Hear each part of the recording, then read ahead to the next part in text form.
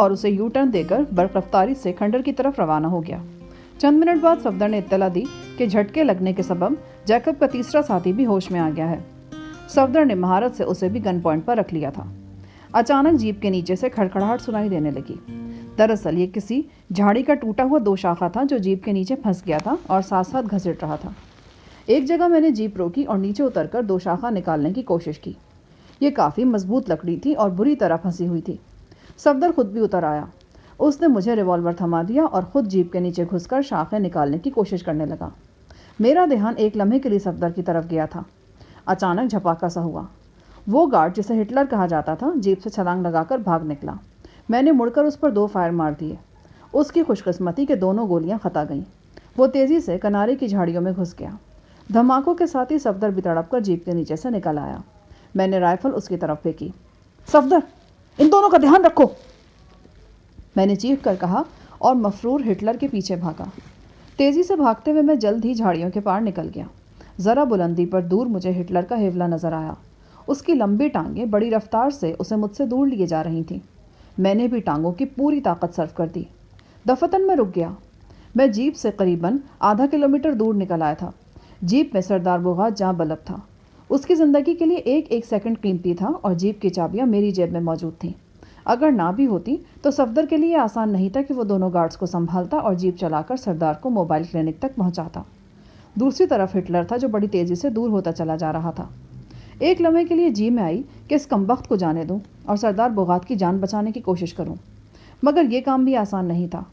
Hitler اس بات سے آگاہ ہو چکا تھا جو ٹرسٹ والوں کے لیے ابھی تک راز کی حیثیت رکھتی تھی۔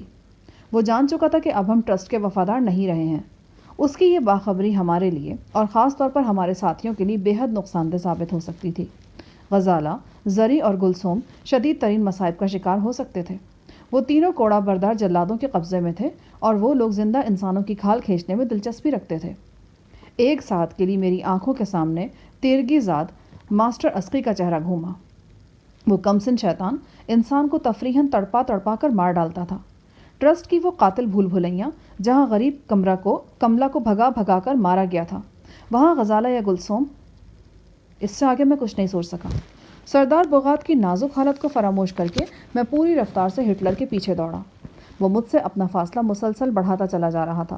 مجھے یاد آیا کہ وہ ایک ایتھلیٹ ہے اور باقاعدہ دوڑ میں حصہ لیتا رہا ہے۔ اسے پکڑنا میرے لیے آسان کام نہیں تھا، مگر میں نے اپنی کوشش جاری رکھی۔ خوش قسمتی سے مجھے ایک سہولت حاصل تھی۔ میرے پاس ٹارچ تھی۔ جہاں کہیں مجھے راستے کے بارے میں شک ہوتا میں اپنی رفتار دھیمی کر لیتا اور ٹارچ روشن کر دیتا۔ 3-4 بار میں گڑھوں میں گرتے گرتے یا کانٹے دار جھاڑیوں میں گھستے گھستے بچا۔ آخر کار میرا اور ہٹلر کا فاصلہ خاطر خواہ کم ہو گیا۔ مجھے اچھی طرح معلوم تھا کہ اب کچھ فاصلے پر گھنی جھاڑیوں کی ایک اور چوڑی پٹی شروع ہو جائے گی۔ اگر ہٹلر ان جھاڑیوں میں گھس جاتا تو اسے ڈھونڈنا دشوار ہو جاتا۔ بہتر تھا کہ اس سے پہلے ہی اسے فائر مارا جائے۔ جو ریوالور میرے ہاتھ میں تھا اس میں 2 گولیاں موجود تھیں۔ میں نے سوچا کہ بھاگتے بھاگتے ہی فائر کرنے کا رسک لینا چاہیے۔ میں نے ہٹلر کی ٹانگوں کا نشانہ لے کر 2 فائر کیے۔ ایک گولی اس کی پنڈلی میں لگی اور وہ چیخ کر گر گیا۔ میں اس کے سر پر پہنچا تو وہ تکلیف کی شدت سے رو رہا تھا۔ اس نے اپنی دائیں ٹانگ دونوں ہاتھوں میں تھام رکھی تھی اور ریت پر لوٹ پوٹ ہو رہا تھا۔ مجھے مت مارنا، مجھے مت مارنا۔ تم نے بھی تو سردار بغات کو مارا ہے۔ خدا گواہ ہے، مجھے نہیں معلوم تھا کہ وہ سردار ہے۔ میں نے اسے رکنے کے لیے کہا تھا پر وہ نہیں رکا اور مجھ سے الجھنا شروع کر دیا۔ اس ہاتھا پائی میں اچانک میری آروگن چل گئی۔ میں قسم کھاتا ہوں مجھے نہیں پتا تھا کہ وہ سردار ہے۔ میں تو اسے کوئی عام قبائلی سمجھا تھا۔ جب میں نے اس کے پاس پرندوں کے پروں والا تاج دیکھا اور گلے میں خاص مالا پڑی دیکھی تو مجھے معلوم ہوا کہ زخمی ہونے والا سردار بغات ہے۔ تمہاری دلیل میں کوئی وزن نہیں ہے۔ تم سردار بغات کو تلاش کرنے نکلے ہوئے تھے اور تمہیں سردار کا حلیہ بھی معلوم نہیں تھا کیا؟ ہمیں حلیہ بتایا گیا تھا پر میں قسم کھا کے کہتا ہوں کہ میں سردار کو نہیں پہچان سکا۔ اگر میں اس کو پہچان جاتا تو شاید اس پر وار ہی نہ کر سکتا۔ میرا مطلب ہے کہ ہاتھا پائی ہی نہ کر سکتا۔ سردار کی بہت دہشت سوار ہے ہم سب پر۔ اسے خفیہ طاقت کا مالک سمجھا جاتا ہے۔ کہتے ہیں کہ کیا کہتے ہیں؟ بہت کچھ کہتے ہیں۔ میں سچ کہتا ہوں مجھ میں سردار سے الجھنے کی ہمت نہیں تھی۔ جو کچھ ہوا اتفاقاً ہوا۔ سردار سے تمہارا خوف کھانا بالکل بچا تھا۔ سردار کو زخمی کر کے تم ایک بہت بڑی آفت کا شکار ہو گئے ہو۔ یہ آفت تمہاری جان لے کر رہے گی۔ کیا کہنا چاہتے ہو تم؟ ہٹلر کی آنکھیں خوف سے پھیل گئیں۔ ایک لمحے کے لیے مجھے اس ہانپتے کانپتے شخص پر ترس آیا، لیکن اسے زندہ چھوڑنا میرے لیے ممکن نہیں تھا۔ اس کی بدقسمتی یہ تھی کہ وہ میرے اور صفدر کے راز کو بڑی اچھی طرح جان چکا تھا، ہمیں شناخت کر چکا تھا۔ اسے مرنا تھا۔ ہاں، میں یہ کر سکتا تھا کہ اس کی موت کو نسبتاً آسان کر دوں۔ وہ ریت پر بیٹھا تھا، اس کے دونوں ہاتھ اپنی زخمی پنڈلی پر تھے۔ میں پنڈلی دیکھنے کے بہانے اس پر جھک گیا۔ خدا کے لیے مجھے مت مارنا، میں زندہ رہنا۔ ابھی اس کا فقرہ مکمل نہیں ہوا تھا کہ میں نے اس کی گردن بازو میں دبوچ لی اور ایک ہی زوردار جھٹکے سے اس کا منکا توڑ ڈالا۔ وہ لرز کر میرے ہاتھوں میں ساکت ہو گیا۔ اپنی زخمی ٹانگ پر سے اس کے ہاتھ دھیرے دھیرے پھسل گئے۔ وہ ایک جوان و توانا شخص تھا۔ نہ جانے کیوں مجھے اس کی موت پر افسوس ہوا۔ اس کی تلاشی لے کر میں نے اس کی اشیاء اپنی جیبوں میں ٹھونسی۔ اس کی لاش کو گھسیٹ کر لمبی جنگلی جھاڑی میں چھپا دیا۔ یہ جگہ گدھوں والی گھاٹی کے قریبی واقع تھی۔ جیکب نے بتایا تھا کہ دن کی روشنی میں گدھوں والی گھاٹی پر اکثر بڑے بڑے گدھ جمع رہتے ہیں۔ اگر ایسا ہی تھا تو کل ان گدھوں کو اچھی خوراک ملنے والی تھی۔ میں دوڑتا ہوا واپس جیپ کی طرف روانہ ہوا۔ سردار کی نازک حالت کا تصور بار بار ذہن میں آ جاتا تھا۔ معلوم نہیں تھا کہ صفدر سردار کے لیے کچھ کر بھی سکا ہے یا نہیں۔ میں بری طرح ہاپا ہوا جب پہنچا تو قریباً 20 منٹ لگ گئے۔ جب میں جیپ کے پاس پہنچا تو سردار بوغات کو دم توڑے ہوئے کئی منٹ گزر چکے تھے۔ میری غیر حاضری میں صفدر نے جیکب کے ساتھی کے ہاتھ بھی پشت پر باندھ دیے تھے۔ اس کے بعد وہ جیپ اسٹارٹ کرنے کی ترکیبیں سوچنے لگا، لیکن اسی دوران میں سردار بوغات کے سانس پورے ہو گئے تھے۔ جھیل زار کے لارسیوں کا باکمال سردار اپنی تمام تر پراسرار قوتوں سمیت ایک بے خبر شخص کے وار کا شکار ہو گیا تھا۔ وہ بڑھاپے میں بھی 3 بیویوں کا خوش و خرم خاوند تھا، اور اس کی آنکھوں کا خدا داد جادو ہر کس و ناکس کے سر پر چڑھ کر بولتا تھا۔ اس تاریک رات میں وہ جیپ کی خون آلود نشست پر مردہ پڑا تھا، اور اس کی آنکھوں میں قوت کے بے نام سرچشمے خشک ہو چکے تھے۔ ہم سردار بوغات کی لاش کھنڈرات میں لے آئے۔ اب صبح ہونے والی تھی۔ آسمان روشن تر ہو رہا تھا اور ستارے یکے بعد دیگرے تیزی سے اوجھل ہو رہے تھے۔ کھنڈرات میں جو چند ایک لارسی موجود تھے وہ سردار کی لاش دیکھ کر زار و قطار رونے لگے۔ سائیں علی نے سردار کی لاش کے گرد کئی چکر لگائے، پھر ہوا میں ہاتھ نچا نچا کر کسی اندیکھی مخلوق سے باتیں کرنے لگا۔ اس گفتگو کے بعد وہ ہم سے مخاطب ہوا اور بولا، جنات کہتے ہیں اس شخص کی آخری رسومات یہاں ادا نہیں ہونی چاہیے، ورنہ بہت سے لوگوں پر نحوست آئے گی۔ اس کو بڑی عزت کے ساتھ یہاں سے لے جاؤ۔ پر کہاں لے جائیں سائیں؟ کہیں بھی لے جاؤ، لیکن یہاں نہیں۔ دراصل اس علاقے میں ہفتے کی شب قوقاف کی چڑیلیں رفع حاجت کے لیے آتی ہیں۔ اگر ان کی موجودگی میں سردار کی آخری رسمیں ادا کی گئیں تو سردار کی روح ناپاک ہو جائے گی۔ بہتر ہے کہ سردار کی لاش کو کسی اونچی اور پاک جگہ پر جلایا جائے۔ اونچی اور پاک جگہ کا پتہ بھی تم ہی بتا دو پھر، میں نے بیزاری سے کہا۔ سائیں علی کا سفید چٹ معتمد اشوکا آگے آیا۔ وہ اور میرے کان میں سرگوشی کرتے ہوئے بولا، میرا وچار ہے کہ میں سائیں صاحب کا اشارہ سمجھ گیا ہوں۔ سائیں صاحب نے اونچی پاک جگہ کا کہا ہے۔ یہاں سے 10-15 کلومیٹر دور موگاسا نام کی بستی ہے۔ موگاسا مقامی زبان میں اونچی پاک جگہ کو ہی کہا جاتا ہے۔ یہاں کون لوگ رہتے ہیں؟ صفدر نے پوچھا۔ یہ بھی لارسیوں کی بستی ہے جناب۔ وہ نہ صرف سردار کی آخری رسومات کو مناسب طریقے سے ادا کریں گے، بلکہ کسی لارسی کو یہ شکوہ بھی نہیں رہے گا کہ ان کے سردار کی لاش کو خاموشی سے ٹھکانے لگا دیا گیا ہے۔ ہم نے کچھ دیر تک صلاح مشورہ کیا، پھر اشوکا نے یہ ذمہ داری اپنے سر لے لی کہ وہ سردار کی لاش کو موگاسا نامی بستی پہنچائے گا، اور یوں پہنچائے گا کہ کسی کو کانوں کان خبر نہیں ہوگی۔ اس سلسلے میں رازداری بے حد ضروری تھی۔ اگر ٹرسٹ والوں کو اس امر کی بھنک بھی پڑ جاتی کہ قتل ہونے سے پہلے سردار بوغات ان کھنڈرات میں پناہ گزیر تھا، تو اس جگہ کی یقیناً اینٹ سے اینٹ بجا دی جاتی۔ دوپہر سے کچھ دیر پہلے اشوکا نے سردار کی لاش موبائل کلینک کے اندر رکھوائی اور ایک ڈاکٹر اور ڈرائیور کے ساتھ نامعلوم منزل کی طرف روانہ ہو گیا۔ جن 2 گارڈز کو ہم پکڑ کر ساتھ لائے تھے ان میں سے ایک کا نام تو جیکب تھا، دوسرے کا نام ہنری معلوم ہوا۔ جیکب اور ہنری دونوں بے حد خوفزدہ تھے۔ اس خوف کا سبب وہ پراسرار دماغی دورہ ہی تھا جو ہنری کو سردار کے تعاقب کے دوران پڑا تھا۔ تاریک رات میں کسی نامعلوم ہیجانی کیفیت کا شکار ہو کر اس کے ہاتھ پاؤں ایٹ گئے تھے اور جیپ گول گول گھومنا شروع ہو گئی تھی۔ بعد ازاں ہنری مکمل طور پر بے ہوش ہو گیا تھا۔ اب وہ ہوش میں تھا پر بہکی باتیں کر رہا تھا۔ جیکب کی حالت بھی کچھ اچھی نہیں تھی۔ سردار بوغات کی لاش دیکھنے کے بعد ایک عجیب طرح کی دہشت اس پر سوار ہو گئی تھی۔ شاید وہ خود کو بھی بالواسطہ طور پر اس قتل میں ملوث سمجھ رہا تھا، یا اس عمل میں ملوث سمجھ رہا تھا جس کا اختتام سردار کے قتل پر ہوا تھا۔ کھنڈر میں سب کچھ معمول کے مطابق تھا۔ साईं आली के नादिर शाही हुक्म पर कमरों की तामीर का काम जारी था। देवहैकल जनरेटर को मुसलसल चालू रखने के लिए डीजल के दर्जनों ड्रम एक लोडर के जरिए यहाँ पहुँचा दिए गए थे। साईं के हुक्म पर मुख्तलिफ कमरों में पंखे लगाए जा रहे थे और लाइट्स का एहतमाम किया जा रहा था। खूबसूरत यूरोपियन लड़कियाँ गर्मियों के मुख्तसर लिबास में यहाँ वहाँ मंडलाती फिरती थीं। उनकी मौजूदगी से खंडर बारौनक लगने लगा था। 24 घंटे आराम करने के बाद नायब कप्तान आर्थर काफ़ी बेहतर हो गया था। रात को जब सहरा पुरसुकून था और जनरेटर की घूं घूं के सिवा कोई आवाज़ सुनाई नहीं दे रही थी, मैं, आर्थर और प्रोफेसर अल्लादित्ता एक कमरे में बैठे थे। सफदर को भी आना था, मगर शायद उसने अपना इरादा तब्दील कर दिया था। जाहिर है कि उसकी नई नई शादी हुई थी और दुल्हन भी ऐसी थी जिसके बगैर सारा दिन काटना उसे पहाड़ काटने के बराबर मालूम होता था। ना जाने क्यों मुझे लगता था कि सफदर को हर लम्हे वीरा की प्यास रहती है। ये कमरा जिसमें हम बैठे थे खंडर के वस्ती हिस्से में वाक़ था।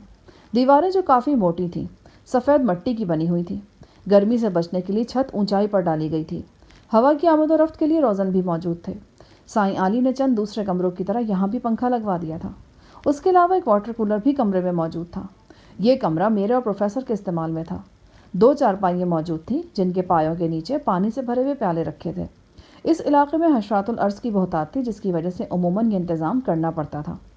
मैं ये बात अच्छी तरह जानता था कि आर्थर साईं आली का गहरा अक़ीदतमंद है। आर्थर ने सिगरेट का कश लेते हुए कहा, साईं साहब ने इस वीरान बंजर इलाके पर इतना पैसा क्यों खर्च किया है? आखिर यहाँ से उन्हें कोई फ़ायदा नहीं होने वाला। वो कोई काम फ़ायदे के लिए नहीं करता आर्थर, फिर भी उसके अक्सर कामों से फ़ायदा हो ही जाता है। साईं साहब जैसा अजीब व गरीब शख्स मैंने सारी ज़िंदगी नहीं देखा। यूँ लगता है कि उन्होंने तमाम दुनियावी लज़्ज़तें खुद पर हराम कर रखी हैं। उसके बावजूद वो बेइंतहा खुश व खुर्रम है। बहुत से लोग ऐसे हैं जो इनके एक इशारे पर सब कुछ कुर्बान कर सकते हैं, और मेरा ख्याल है तुम भी इन्हीं में से एक हो। अगर मेरा अंदाज़ा गलत नहीं तो तुम्हारी और तुम्हारी बीवी की यहाँ मौजूदगी का सबब भी साईं आली ही है। आर्थर चंद लम्हे खामोश रहा, फिर उसने आहिस्ता से अपना सर इस बात में हिला दिया। आपकी सोच दुरुस्त रुख पर गई है। मेरी ये माइग्रेशन साईं आली ही की हिदायत पर हुई है। साईं साहब नहीं चाहते थे कि मैं ट्रस्ट में रहूं और इस नाइंसाफ़ी और जुल्म का हिस्सा बना रहूं जो किंग की तरफ से रवा रखा जा रहा है। ये कोई 3 दिन पहले की बात है जब मैं माजियान समेत ट्रस्ट से निकल आया। मेरी बदकिस्मती के किंग को मेरे रवैये पर शक हो गया। उसने सादा लिबास में अपने गार्ड्स मेरे पीछे लगा दिए। मैं बड़ी मुश्किल से बचता बचाता यहाँ तक पहुँचा हूँ। इस सफ़र में कई मरहले ऐसे भी आए हैं जब मैं और माजियान अपनी ज़िंदगी से बिल्कुल नाउम्मीद हो गए थे। दरअसल माइकल की मौत के बाद किंग ब्राउन और उसके साथियों का रवैया बेहद सख्त हो गया है। वो हर मशकूक शख्स को पकड़ रहे हैं और पकड़े जाने वालों को इंसानियत सोच सज़ाएँ दी जा रही हैं। यहाँ तक कि बाज़ लोगों को खौलते हुए पानी में ज़िंदा उबाल दिया गया है और बाद में उनका गोश्त उन्हीं के साथियों को खिलाने पर मजबूर किया गया। ये बातें नाकाबिले यकीन लग रही थीं, मगर ट्रस्ट के अंदर कुछ भी नाकाबिले यकीन नहीं था। मैंने आर्थर से पूछा, पर माइकल को हुआ क्या था? वो झील जार के किनारे होने वाली ज़ोरदार लड़ाई में मारा गया। उसकी लाश रात गए कई दूसरी लाशों के दरमियान मिली थी। उसका जवाब मेरे नुक्ता नज़र से काफ़ी तसल्ली बख्श था। इस जवाब से गार्ड हिटलर के बयान की भी तस्दीक हुई थी। कल रात हिटलर ने मुझे बताया था कि हमें अभी तक ट्रस्ट का वफादार ही समझा जा रहा है। कम अज़ कम हमें बागी करार नहीं दिया जा रहा था। मेरा यह अंदाज़ा भी दुरुस्त करार पाया था कि मेरे हाथों माइकल का धड़न तख्ता अभी तक राज़ी है। आर्थर ने जो दीगर बातें की उनसे यही मालूम हुआ कि झील जार की लड़ाई से पहले माइकल और किंग वगैरह हमसे ट्रांसमीटर पर राब्ते की सरतोड़ कोशिशें करते रहे। आखिर वो ये समझने पर मजबूर हो गए कि हमारा ट्रांसमीटर पकड़ा गया है। सफदर के साथ वीरा की शादी को भी अभी तक सिर्फ और सिर्फ बोकार्लो की कारस्तानी ही करार दिया जा रहा था। ये सब बातें हमारे हक में जाती थीं। ये बातें जानने के बाद मुझे लगा कि कल रात ट्रस्ट के गार्ड हिटलर की गर्दन तोड़कर मैंने अच्छा ही किया था। वो यहाँ से बचकर निकल जाता तो इस ताश के खेल के बहुत से अहम पत्ते हमारे हाथ से निकल जाते। खंडरात के पेचोखम में अगले 2-3 रोज़ हमने बेयकीनी की कैफियत में ही गुजारे। मैंने अपने तौर पर कोशिश की थी और वीरा के जहन से ये बात निकालने में काफ़ी हद तक कामयाब रहा था कि इस इलाके में ट्रस्ट और लार्सियों के टकराव से जो खून खराबा हुआ है उसकी बिलवास्ता या बिलावास्ता जिम्मेदारी उस पर आयद होती है। मैंने अपने मौक़िफ़ के हक़ में कई दलीलें दी थी जिनमें से अक्सर ने उसे मुतासर किया था। दरहकीकत इस मरहले में ज़हनी तौर पर सफदर और वीरा की शादी को मैं तस्लीम करने लगा था। कुछ भी था, बहरहाल अब वो मियाँ बीवी थे। ये कमज़र्फ़ी की निशानी होती अगर मैं अब भी वीरा से नाद रखता या सफदर के ख़िलाफ़ दिल में गुस्सा पालता। ये सब कुछ अजीब व गरीब हालात में हुआ था, पर बहरहाल हो चुका था और इसे तस्लीम कर लेना ही दानिशमंदी था। वैसे भी वीरा अभी तक मजमूई तौर पर हम सबको अच्छी ही लगी थी। بے شک وہ حد درجے جذباتی تھی، لیکن اس میں خوش اخلاقی، ملنساری اور محبت جیسے اوصاف بھی بدرجہ اتم موجود تھے۔ دوستی کے حوالے سے میرے دل میں صفدر سے شکوہ موجود تھا۔ وہ منظر اکثر میرے دل و دماغ کو جھنجھوڑ ڈالتا تھا جب صفدر نے باقاعدہ مجھ سے جنگ کی تھی، مجھ پر بے رحمانہ وار کیے تھے اور میرا گلا گھونٹا تھا۔ اس کے بعد بڑی ڈھٹائی کے ساتھ بہت لڑکیوں کو قابو کر کے ان سے جسمانی تعلق قائم کیا تھا۔ بے شک صفدر نے مجھ سے معذرت بھی کی تھی، مگر یہ معذرت ان واقعات کے مقابلے میں بالکل معمولی تھی۔ کئی بار میں نے تنہائی میں سوچا تھا تو دل غم سے لبریز ہو گیا تھا۔ بہرحال اب میں نے طے کر لیا تھا کہ میں اس سلسلے میں مکمل خاموشی اختیار کروں گا۔ صفدر کا رویہ قدرے بہتر ہوا تھا۔ شراب نوشی میں بھی تھوڑی سی کمی واقع ہوئی تھی۔ میں دل میں یہ امید پال رہا تھا کہ شاید حالات بہتر ہو جائیں۔ میں اور پروفیسر چونکہ صفدر کے ساتھی اور دوست تھے، اسی لیے ویرا کی خصوصی توجہ کا مرکز تھے۔ وہ ہمارے لیے ہر روز کچھ نہ کچھ پکا کر لے آتی تھی۔ اس کی عمر لیبارٹری میں گزری تھی۔ وہ بہت اچھا تو نہیں پکاتی تھی، لیکن ہم دل کھول کر تعریفیں کرتے تھے۔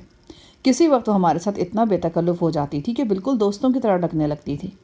صفدر کی شکایتیں وہ مجھ سے کرتی تھی اور بڑی دھوم دھام سے کرتی تھی۔ یہ پیار بھری شکایتیں ہوتی تھیں اور اس کے نتیجے میں جو لڑائیاں ہوتی تھیں وہ بھی پیار بھری ہوتی تھیں۔ ایک دن وہ دوپہر سے تھوڑی دیر پہلے ہمارے پاس آئی۔ پروفیسر نے پوچھا، کیا بات ہے بیٹی؟ وہ گردن کھجاتے ہوئے بولی، مجھ سے غلطی ہو گئی ہے جس کی وجہ سے صفدر مجھ سے ناراض ہو گئے ہیں۔ کیسی غلطی؟ میں نے پوچھا۔ میں کہتی تھی کہ صبح جلدی اٹھا کریں، سحر وغیرہ کیا کریں، ویسے بھی صحرا میں سورج نکلنے کا منظر دیکھنے والا ہوتا ہے۔ وہ یہ بات مانتے ہی نہیں۔ چلو بیٹی کوئی بات نہیں، آہستہ آہستہ مان جائے گا، میں بھی اس سے کہوں گا۔ پروفیسر نے تسلی دی۔ کہنے سننے کا ان پر الٹا اثر ہوتا ہے۔ اب دیکھیں 12 بج چکے ہیں لیکن وہ ابھی تک سوئے پڑے ہیں، ناشتہ تک نہیں کیا۔ تو تم نے ظاہر ہے کوئی سخت بات کہہ دی ہوگی۔ میں نے اپنا خیال ظاہر کیا۔ نہیں، کوئی سخت بات نہیں کی۔ پھر کیا کیا ہے؟ بس ٹھنڈے پانی کی بالٹی پھینکی تھی ان پر۔ او گاڈ! پروفیسر نے ہونٹ سے کوڑے۔ میں نے کہا، صبح سویرے ٹھنڈے پانی سے تو وہ ویسے ہی الرجک ہے، تم نے کم از کم مجھ سے تو پوچھ لیا ہوتا۔ اب وہ کل کا بھی ناشتہ نہ کرے نا تو حق بجانب ہے۔ پلیز شاہ جہاں صاحب، مجھے ڈرانے والی باتیں مت کریں، میں دل کی بہت کمزور ہوں، اس وقت مجھے آپ کی پرخلوص مدد کی ضرورت ہے۔ اور ہمیں تمہاری پرخلوص چائے کی۔ اگر 2 کپ بہترین چائے کے مل جائیں تو تمہاری مشکل آسان کرنے کے بارے میں سوچا جا سکتا ہے۔ پروفیسر نے کہا، اور اگر ساتھ میں 1 آدھ بسکٹوں کا پیکٹ بھی ہو جائے تو مزید تعاون کی راہ بھی ہموار ہو سکتی ہے۔ میں نے لقمہ دیا۔ وہ بھاگی گئی اور تھوڑی دیر کے بعد ایک سفید فام ملازمہ کے ساتھ اندر داخل ہو گئی۔ ملازمہ کے ہاتھ میں ٹرے تھی جس میں چائے کے لوازمات موجود تھے۔ چائے پی کر میں اور پروفیسر صفدر کے کمرے میں پہنچے۔ یہ کمرہ اس کمرے کے ساتھ ہی واقع تھا جہاں چند روز پہلے تک لارسیوں کا پراسرار سردار بغات قیام پذیر تھا۔ سردار کی ناگہانی موت کے بعد کمرہ خالی پڑا تھا اور اسے دیکھ کر اداسی اور غم کا عجیب سا تاثر ذہن میں ابھرتا تھا۔ اندر صفدر اپنے کمرے میں چارپائی پر اوندھا لیٹا تھا۔ شراب کی خالی بوتل فرش پر لڑکی ہوئی تھی۔ صفدر کے کپڑوں اور بستر کی حالت سے اندازہ ہوتا تھا کہ آج سویرے واقعی اس پر ٹھنڈا پانی پھینکا گیا ہے۔ میں نے صفدر کو جگایا۔ معمولی کوشش سے وہ اٹھ بیٹھا، لال آنکھوں سے ہمیں دیکھنے لگا۔ زرک شخص تھا، ایک ہی لمحے میں ساری بات بھانپ گیا تھا۔ پھر بھی رسمن اس نے پوچھا، آپ دونوں یہاں؟ ہم کسی کی سفارش لے کر آئے ہیں بھائی۔ وہ خود کہاں ہیں؟ صفدر نے دائیں بائیں دیکھا۔ اس کی آواز میں نشے کی ہلکی سی لڑکھڑاہٹ بھی شامل تھی۔ ویرا صفدر کے عین پیچھے کھڑی تھی۔ اس نے کھنکار کر صفدر کو متوجہ کیا۔ وہ ایک دم پلٹا۔ ویرا کی آنکھوں میں شرارت ناچتی رہی۔ بہرحال اس نے بڑے اسٹائل سے ہاتھ جوڑ دیے۔ صفدر کا 3/4 غصہ تو اس کے جوڑے ہوئے ہاتھوں کو دیکھ کر ہی ٹھنڈا ہو گیا۔ وہ جو شاید ویرا پر جھپٹنے کا ارادہ رکھتا تھا، ایک طویل سانس لے کر رہ گیا۔ اس نے ہمیں بیٹھنے کے لیے نشست پیش کی اور خود بھی بیٹھ گیا۔ ویرا بدستور بڑے اسٹائل سے ہاتھ جوڑے کھڑی تھی۔ بندی کے لیے کیا حکم ہے؟ بندی 2 بالٹی پانی میں برف توڑ کر لائے اور میرے سر پر انڈیل دے تاکہ میری آنکھ بہت اچھی طرح کھل جائے۔ شاہ جہاں صاحب، میں آپ کو مشورہ دیا کرتا تھا نا کہ آپ غزالہ سے شادی کر لیں۔ میں پچھتا رہا ہوں کہ میں کس طرح آپ کو گمراہ کرتا تھا۔ خدا را میری حالت سے آپ عبرت پکڑیں۔ اگر آپ غزالہ سے واقعی پیار کرتے ہیں نا تو اس سے شادی ہرگز مت کریں۔ لیکن کیوں یار؟ مسئلہ کیا ہے؟ ارے کوئی ایک ہو تو بتاؤں۔ اب یہی مسئلہ لے لیں۔ یہ مجھ سے کہتی ہے، بلکہ حکم صادر کرتی ہے کہ میں صبح سویرے اٹھوں، کیونکہ میرے پردادا کو دل کا دورہ پڑا تھا، لہٰذا اس امر کے روشن امکانات ہیں کہ مجھے بھی آج کل میں صورتحال پیش آ جائے گی۔ لہٰذا اگر میں اپنی شادی کی پہلی سالگرہ دیکھنے کا خواہش مند ہوں تو میرے لیے اشد ضروری ہے کہ صبح سویرے اٹھ کر 1 ڈیڑھ گھنٹہ سیر سپاٹے میں گزار دوں۔ ارے بھائی، تو اس میں برائی ہی کیا ہے؟ ایک معالج کی حیثیت سے میرا بھی یہی مشورہ ہے کہ صبح سویرے اٹھو اور صحرا کی صاف ستھری خوبصورت صبح کا مزہ لو۔ پروفیسر نے کہا، بھائی میں یہ مزہ لینے کو تیار ہوں، لیکن اس کے لیے اس کو بھی تو اپنے 1 2 مزے چھوڑنے ہوں گے۔ اس کی خواہش یہ ہوتی ہے کہ میں رات 12 1 بجے تک اس کے ساتھ بیٹھ کر گپے ہانکوں یا برج کھیلوں۔ ویرا فوراً بولی، میرے پاپا بھی رات 12 1 بجے تک برج کھیلا کرتے تھے، مگر صبح سویرے اٹھ کر ممی کے ساتھ 3 میل کی دوڑ لگاتے تھے۔ وہ ممی کے ساتھ نہیں، ممی کے پیچھے دوڑ لگاتے ہوں گے، کیونکہ غالب امکان ہے وہ بھی تمہاری طرح ان پر ٹھنڈا پانی پھینکتی ہوں گی۔ میں اور پروفیسر بے اختیار مسکرا دیے۔ صفدر نے ہم سے مخاطب ہو کر کہا، دیکھیں جی، اگر آپ میری ذہنی صحت کی سلامتی چاہتے ہیں نا، تو اس کا بس ایک ہی طریقہ بچا ہے۔ آپ دونوں حضرات مجھے اپنی پناہوں میں بلکہ اپنی باہوں میں لے لیں۔ میں آج رات سے آپ کے کمرے میں سویا کروں گا۔ ٹھیک ہے، پناہ دینا ہمارا اخلاقی فرض ہے، لیکن ایک بات میں تمہیں ابھی سے بتا دینا چاہتا ہوں، صبح دیر تک سونے کی تمہاری خواہش وہاں بھی پوری نہیں ہو سکے گی۔ ہم دونوں نے بھی الگ صبح اٹھنے اور صحرا کی صبح دیکھنے کا ارادہ کر لیا ہے۔ اگر ہمارے ساتھ ہی اٹھو گے تو ٹھیک ہے، ورنہ گردن سے پکڑ کر اٹھائے جاؤ گے اور کھینچ کھینچ کر کمرے سے باہر لائے جاؤ گے۔ یہ تو زیادتی ہے شاہ جہاں صاحب۔ زیادتی ہے، بلکہ زیادتی کے اوپر زیادتی ہے۔ کیا مطلب؟ میں نے اس کے کان میں سرگوشی کی۔ رات 12 1 بجے تک برج بھی نہیں کھیل سکو گے اور صبح سویرے اٹھنا بھی پڑ جائے گا۔ کم از کم برج وغیرہ تو یہاں انجوائے کرتے ہی رہتے ہو نا۔ ویرا نے محسوس کر لیا تھا کہ میں اپنے دوست کے کان میں کوئی بے تکلف سرگوشی کر رہا ہوں۔ اس کے چہرے پر سرخ رنگ لہرا سا گیا۔ اتنے میں کمرے سے باہر تیز قدموں کی آہٹ سنائی دی۔ پھر کسی نے دروازے پر بے تاب دستک دی۔ صفدر نے دروازہ کھولا۔ سامنے اشوکا کھڑا تھا۔ اس کا چہرہ تمتمایا ہوا تھا، یہاں تک کہ شفاف سر کی رگیں بھی ابھری ہوئی تھیں۔ ایک اہم خبر ہے، وہ اندر آتے ہی بلا تمہید بولا۔ میں نے بھانپ لیا کہ خبر اہم ہونے کے ساتھ ساتھ شاید ناخوشگوار بھی ہے۔ میں اب ویرا کی طبع سے کافی حد تک آشنا ہو چکا تھا۔ اس کا مزاج ایک خوش رنگ پھول سے مشابہ تھا، جو کھلتا ہے تو ہر طرف رنگ بکھیر دیتا ہے، لیکن ذرا سی دھوپ سے مرجھا کر سیاہ بھی پڑ جاتا ہے۔ بہتر تھا کہ یہ خبر ویرا کی موجودگی میں نہ سنائی جاتی۔ میں نے صفدر کو اشارہ کیا۔ وہ میرا اشارہ سمجھتے ہوئے ویرا کو باہر لے گیا۔ اشوکا نے جیب سے رومال نکال کر اپنے چہرے اور سر کا پسینہ پونچھا اور بولا، سردار بوغات کے قتل کو لارسیوں نے برداشت نہیں کیا ہے۔ کیا موگاسا سے کوئی خبر آئی ہے؟ پروفیسر نے پوچھا۔ ہاں، سردار بوغات کی آخری رسومات ابھی تک ادا نہیں کی گئیں۔ لارسیوں نے اس کی لاش کو خراب ہونے سے بچانے کے لیے اس پر کچھ مسالے وغیرہ لگا رکھے ہیں، اور 3 دن سے اسے موگاسا بستی کے موبد میں رکھا ہوا ہے۔ جن جن لارسیوں کو سردار کے قتل کی خبر مل رہی ہے، وہ چھپ چھپ کر موگاسا بستی پہنچ رہے ہیں۔ یہ سب لوگ بے حد غصے میں ہیں، اور عین ممکن ہے وہ جوش میں آ کر کوئی خطرناک کام کر گزریں۔ خطرناک کام سے تمہاری کیا مراد ہے؟ ٹرسٹ کے خلاف کوئی بھی کارروائی۔ یہ بہت جوشیلے اور ارادے کے پکے لوگ ہیں۔ بے شک جھیلزار پر ہونے والے ٹکراؤ میں انہیں شکست ہوئی تھی، اور فی الوقت تو بکھرے ہوئے بھی ہیں، مگر سردار کی موت بھی کوئی معمولی واقعہ نہیں ہے۔ وہ اس قتل کا بدلہ لینے کے لیے ضرور کچھ نہ کچھ کریں گے۔ تازہ ترین اطلاع یہ کہ بستی کے موبد یعنی بوما میں اسلحہ وغیرہ جمع کیا جا رہا ہے اور خفیہ صلاح مشورے ہو رہے ہیں۔ دوسری طرف سردار بوغات کی لاش کے گرد ماتم کرنے والوں کو ہجوم بڑھتا چلا جا رہا ہے، اور ایک مقامی شخص نے سردار کی موت کے غم میں خود کو زندہ جلا ڈالا ہے۔ اپنی اپنی جگہ ہم سب سوچ میں گم ہو گئے۔ یہ ایک نئے ہنگامے کی شروعات محسوس ہو رہی تھی، حالانکہ ابھی پہلے ہنگاموں کے زخموں سے ہی خون رس رہا تھا۔ میں نے اشوکا سے پوچھا، کیا تمہارے خیال میں لارسیوں کے اندر اتنا دمخم ہے کہ وہ فوری طور پر ٹرسٹ کے خلاف کوئی نئی مہم جوئی کر سکیں؟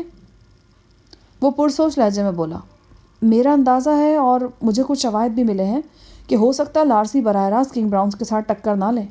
وہ کوئی زبردست قسم کا چھاپہ مار کارروائی بھی کر سکتے ہیں۔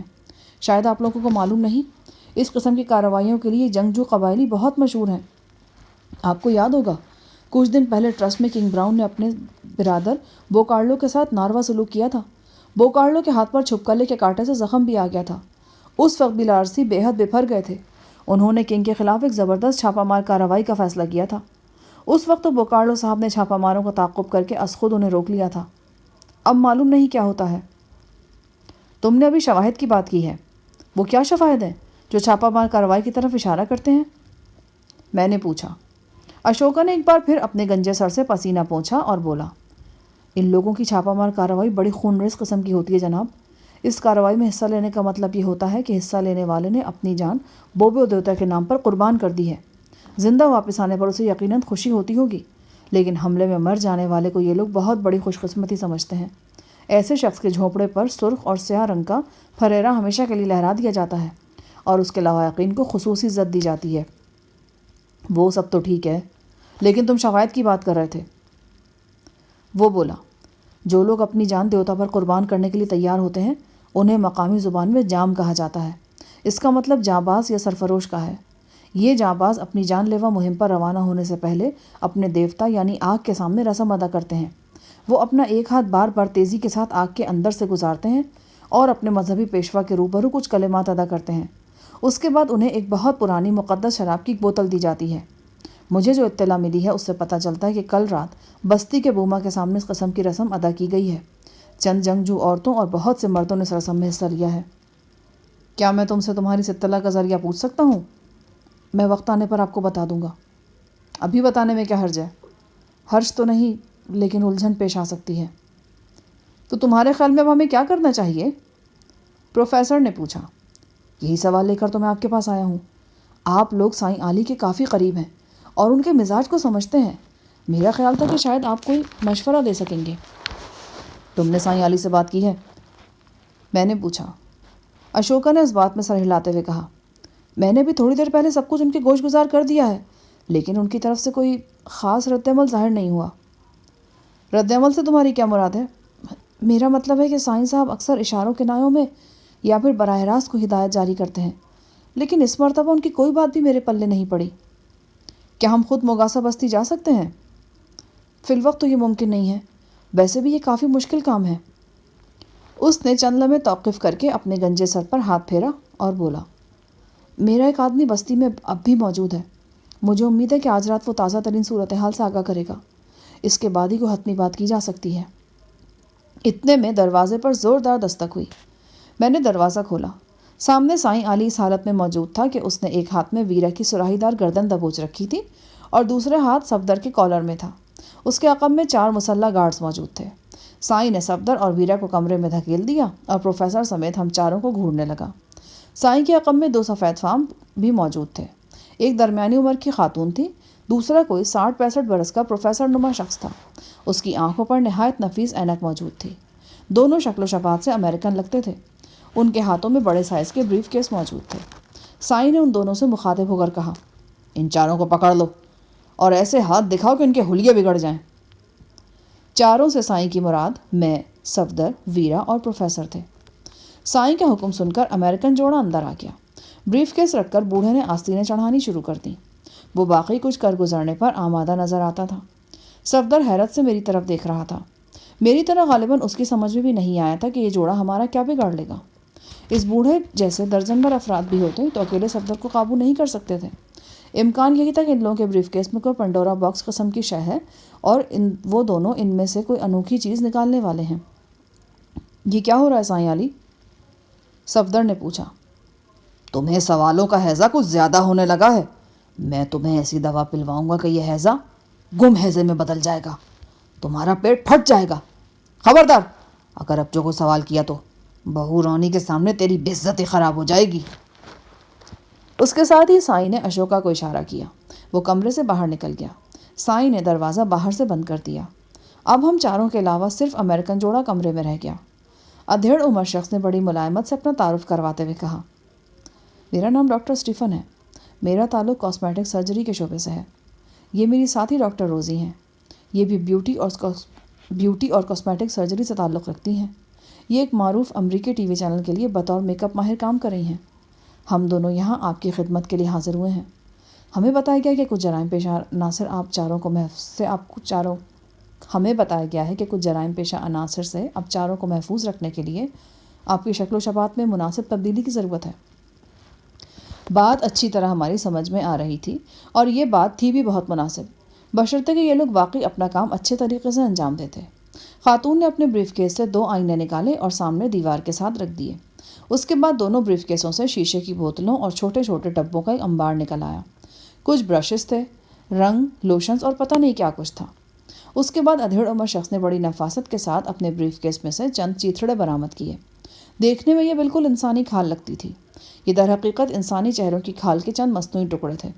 جیسا کہ بعد میں معلوم ہوا، انہیں حیوانی لحمیاتی ریشوں اور سلیکون پلاسٹک وغیرہ سے تیار کیا گیا تھا۔ اب ان ٹکڑوں کو ماہرانہ چابک دستی سے ہمارے چہروں کا حصہ بنایا جانا تھا۔ ڈاکٹر روزی نے ویرا کو اور ڈاکٹر اسٹیفن نے صفدر کو اپنے سامنے بٹھا لیا۔ اس کے بعد ہم نے اگلے 1 گھنٹے میں پلاسٹک سرجری کا ایک ایسا لائیو تماشا دیکھا جس نے عقل کو دنگ کر دیا۔ صفدر گھونگھریالے بالوں والے ایک سندھی یا گجراتی شخص میں تبدیل ہو گیا تھا، جبکہ ویرا تھائی یا ملیشین لڑکی لگتی تھی۔ یہ یقیناً شاہکار کام تھا اور نہایت گرا معاوضے پر کیا گیا تھا۔ صفدر اور ویرا کے بعد میری اور پروفیسر کی باری آئی۔ اگلے 1 گھنٹے میں ہم دونوں کے ساتھ بھی وہی کچھ ہوا جو صفدر اور ویرا کے ساتھ ہوا تھا۔ ہماری صورتیں حیرت انگیز طور پر تبدیل ہو گئیں۔ ہم دونوں پاکستان کے شمالی علاقوں یا افغانستان کے باشندے نظر آنے لگے، اور یہ سب کچھ بے حد حقیقی تھا۔ وہ رات ہم نے اپنے کمرے میں ہی گزاری۔ صبح سویرے اٹھ کر پروفیسر نے سب سے پہلے آئینے میں اپنا چہرہ دیکھا۔ وہ اس بدلی ہوئی شکل کے ساتھ بہت الجھن محسوس کر رہا تھا۔ الجھن تو مجھے بھی تھی، لیکن چونکہ میں پہلے 2-3 بار میک اپ کے تجربے سے گزر چکا تھا، لہٰذا زیادہ پریشان نہیں تھا۔ صبح سویرے جو 2 ملازمائیں ہمارا ناشتہ لے کر آئیں، انہوں نے ہم سے کوئی سوال جواب نہیں کیا، بس گڈ مارننگ پر ہی اکتفا کیا۔ یقیناً انہیں بتا دیا گیا تھا کہ اس کمرے کے مکین تبدیل ہو چکے ہیں۔ ابھی ہم ناشتے سے فارغ ہوئے ہی تھے کہ اشوکا آدھم کا۔ وہ ہمارے چہروں کے ساتھ ہونے والی کارروائی سے آگاہ تھا۔ کتنی دیر تک وہ حیرت بھری نظروں سے ہمیں دیکھتا رہا۔ ونڈرفل، بہت کمال کا کام ہے، لگتا ہے پیر کاریگروں کے ہاتھ لگے ہیں۔ کیا خبر ہے؟ میں نے اس کے توصیفی کلمات کو نظر انداز کرتے ہوئے کہا۔ خبر اچھی نہیں ہے، بھگوان خیر کرے۔ مگاسا بستی کے لارسیوں میں سخت غم و غصہ پایا جاتا ہے۔ باہر کے کچھ لوگوں نے انہیں سمجھایا بھی ہے، مگر انہوں نے سردار کی لاش ابھی تک نظر آتش نہیں کی۔ آئندہ 24 گھنٹے بہت اہم ہیں۔ ممکن ہے اس دوران میں لارسی کو انتقامی کارروائی کر گزریں۔ تمہارے اندازے کے مطابق یہ کارروائی کیا ہو سکتی ہے؟ اشوکا نے اپنی پینٹ کی جیب میں سے 2-3 چھوٹی چھوٹی پوٹلیاں نکالیں۔ کپڑے کی ان پوٹلیوں میں سے ایک کے اندر فاسفورس تھی، دوسری میں سلفر، اور تیسری میں بھی کوئی ایسا ہی کیمیائی مادہ تھا۔ وہ بولا، ان لارسیوں نے ان اشیاء سے بارود تیار کر رکھا ہے، اور اس کا استعمال بھی بہت اچھی طرح کر لیتے ہیں۔ اس بارود کو مٹی کے ہنڈولوں میں بھر کر دستی بم کی طرح استعمال کرتے ہیں اور غلیل نما آلے کے ذریعے دور تک پھینکتے ہیں۔ زہر میں بھجے ہوئے نیزوں اور تیروں کا استعمال بھی ان کے ہاں عام ہے۔ لارسیوں کے موجودہ پروگرام کے حوالے سے مجھے جو اطلاع ملی ہے وہ خاصی خوفناک ہے۔ ان لوگوں نے خودکش دستہ تیار کیا ہے۔ اس دستے میں سے 10-12 تک تو افراد ہوں گے۔ یہ لوگ اپنے جسموں کے ساتھ خانہ ساز بارود کی بہت سی تھیلیاں باندھیں گے اور دیوانہ وار ٹرسٹ کے مین گیٹ میں گھس جائیں گے۔ انہوں نے تہیہ کیا کہ وہ اپنی جانوں پر کھیل کر ٹرسٹ کا بیرونی دفاع تہس نہس کر دیں گے۔ شاید آپ کو یہ سن کر حیرانی ہو کہ خودکشی کرنے والے اس اسکواڈ میں 2-3 عورتیں بھی شامل ہیں۔ اس خودکش حملے کے بعد لارسیوں کے قریباً 50 جنگجو رائفلوں اور زہریلے تیروں سے مسلح ٹرسٹ میں گھس جائیں گے اور جتنا زیادہ سے زیادہ نقصان ٹرسٹ کو پہنچا سکتے ہیں پہنچائیں گے۔ ان کا ارادہ ہے کہ وہ زندہ ٹرسٹیوں کے ہاتھ نہیں آئیں گے۔ بہت بڑی بے وقوفی کر رہے ہیں یہ لوگ تو۔ میرے منہ سے بے ساختہ نکلا، ان کی جوشیلی کارروائی سے سردار بوغات تو واپس نہیں آ سکتا، اور نہ ہی ٹرسٹ کی بنیادیں ہل سکتی ہیں۔ بس ان لوگوں کی جان جا سکتی ہے اور کئی گھروں میں صفحہ ماتم بچ سکتی ہے۔ اس کے بعد جو ہوگا وہ بھی تو نگاہ میں رکھو شاہ جہان۔ پروفیسر بولا۔ کنگ براؤن مزید غصے میں آ جائے گا۔ قانون اس کے ہاتھ میں ہے، پولیس اور انتظامیہ اس کا ساتھ دے رہی ہے، وہ لارسیوں کے ساتھ کیا کچھ نہیں کر گزرے گا۔ میری رائے میں اس کارروائی کو روکنے کی کوشش کرنی چاہیے، میں نے کہا۔ ایک دم کمرے کا دروازہ کھلا اور سائیں علی بگولے کی طرح اندر داخل ہوا۔ نوٹوں کی گڈیاں اس کے گلے میں آویزہ تھیں اور اچھل رہی تھیں۔ اس کے ہاتھ میں جو عصا تھا، آج اس پر بھی گوند کے ذریعے نوٹ چپکے ہوئے تھے۔ اس نے عصا زور سے زمین پر مارا اور چنگاڑ کر بولا، بھاگو بھاگو، دم اٹھا کر بھاگو، بھاگو بھاگو، مگاسا بھاگو، بھاگو بھاگو بھاگو۔ وہ پورے کمرے میں چکراتا پھر رہا تھا۔ اس کی آواز بلند سے بلند تر ہوتی جا رہی تھی۔ اس کا جوش دیکھ کر یوں لگتا تھا کہ وہ ہم پر عصا برسانا شروع کر دے گا۔ شور و غل سن کر صفدر اور ویرا بھی وہاں پہنچ گئے۔ صفدر کے رخسار میک اپ کے بعد بہت چمکیلے اور سرخ نظر آنے لگے تھے۔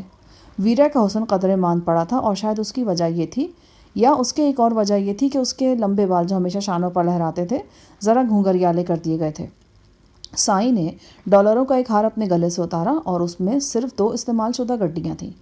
یہ ہار اس نے صفدر کے گلے میں ڈال دیا۔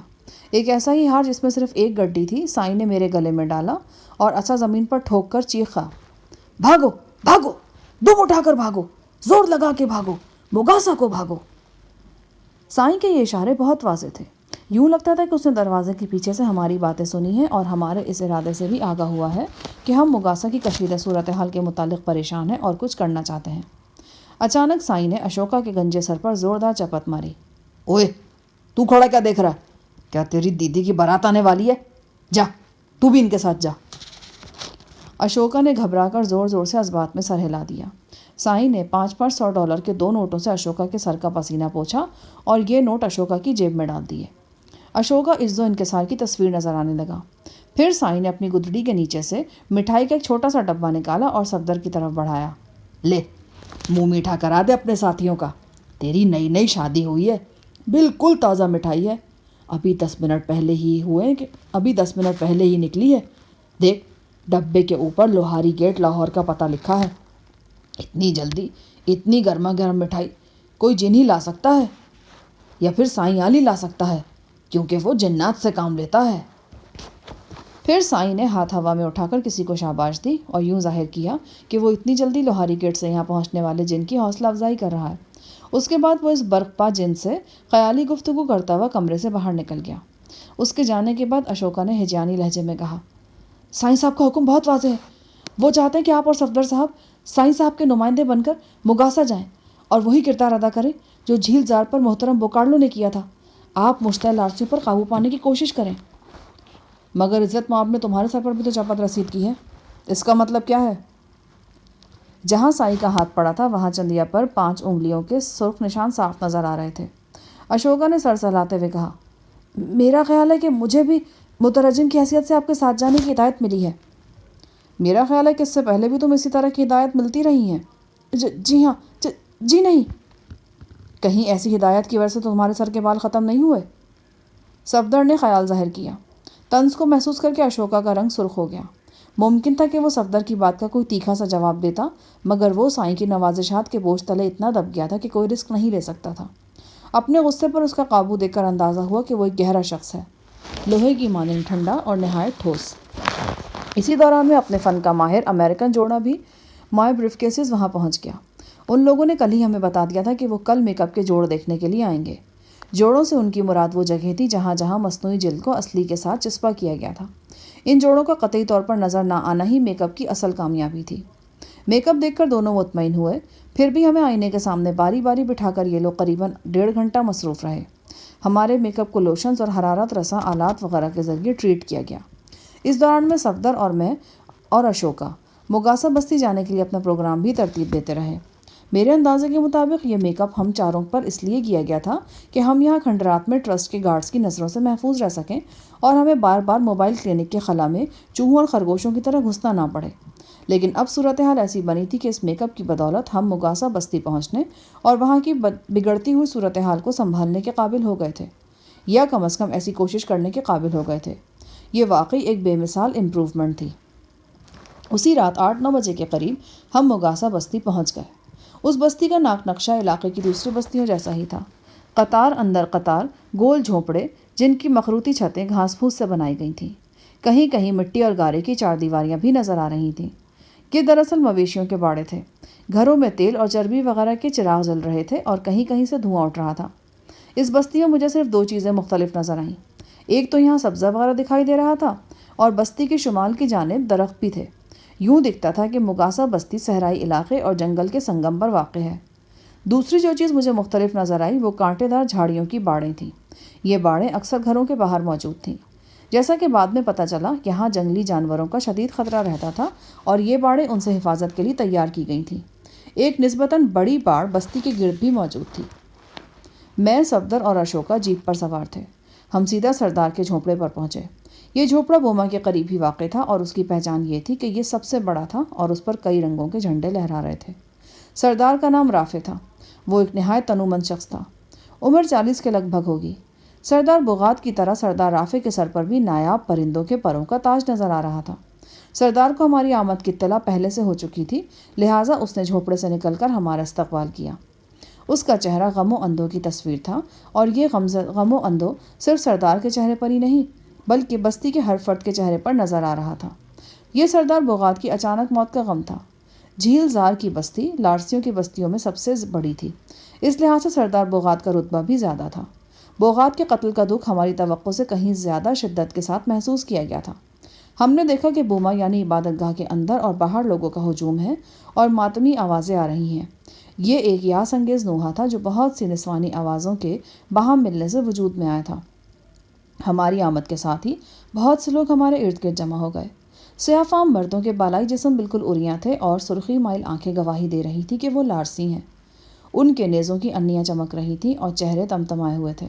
میرے اور صفدر کے گلے میں نوٹوں کی گڈیاں بدستور موجود تھیں۔ یہ گڈیاں ایک طرح سے اس بات کی علامت تھیں کہ ہم سائیں عالی کے نمائندے ہیں اور سائیں کی ہدایت پر یہاں پہنچے ہیں۔ پچھلے 15-20 روز میں ہی سائیں کی شہرت کھنڈرات سے نکل کر قرب و جوار میں پھیل گئی تھی۔ بہت سے لوگ اس کی زیارت کر کے عقیدت مندوں میں شامل ہو چکے تھے اور بہت سے زیارت کرنے کی حسرت رکھتے تھے۔ جب انہوں نے ہمیں سائیں کے نمائندوں کی حیثیت سے اپنے درمیان دیکھا تو ان کے چہروں پر عقیدت اور محبت کی برسات ہونے لگی۔ بہت سے مرد و زن نے مقامی انداز میں جھک کر ہمیں تعظیم پیش کی اور کچھ لوگ حیرت و عقیدت کے ملے جلے جذبات کے ساتھ ہماری جیپ کو چھونے لگے۔ ہجوم کے درمیان سے راستہ بنا کر سردار رافع ہمیں اپنے وسیع جھوپڑے میں لے گیا۔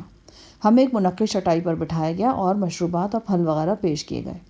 جھوپڑے کے اندرونی حصے میں ہتھیاروں، جانوروں کے حنوط شدہ سروں اور تصویروں وغیرہ سے آرائش کی گئی تھی۔ ایک تصویر نے خصوصی طور پر میری اور صفدر کی توجہ حاصل کی۔ یہ مذہبی نوعیت کی تصویر تھی۔ قربان گاہ پر ایک خوبصورت بوب لڑکی برہنہ لیٹی تھی۔ اس کے ہاتھ پاؤں تنومند عورتوں نے جکڑ رکھے تھے۔ ایک مقامی شخص لڑکی کی گردن پر چھری چلا رہا تھا۔ یہ تصویر دیکھ کر ہمارے ذہنوں میں جھیل زار کے کنارے 2 بوب لڑکیوں کی ہولناک قربانی کا منظر تازہ ہو گیا۔ ایک تصویر میں بوبو دیوتا یعنی آتشی ہاتھی کو بھی جنسی اخلاط کی حالت میں دکھایا گیا تھا۔ ان لوگوں کے نزدیک یہ رسوم معمول کی حیثیت رکھتی تھی۔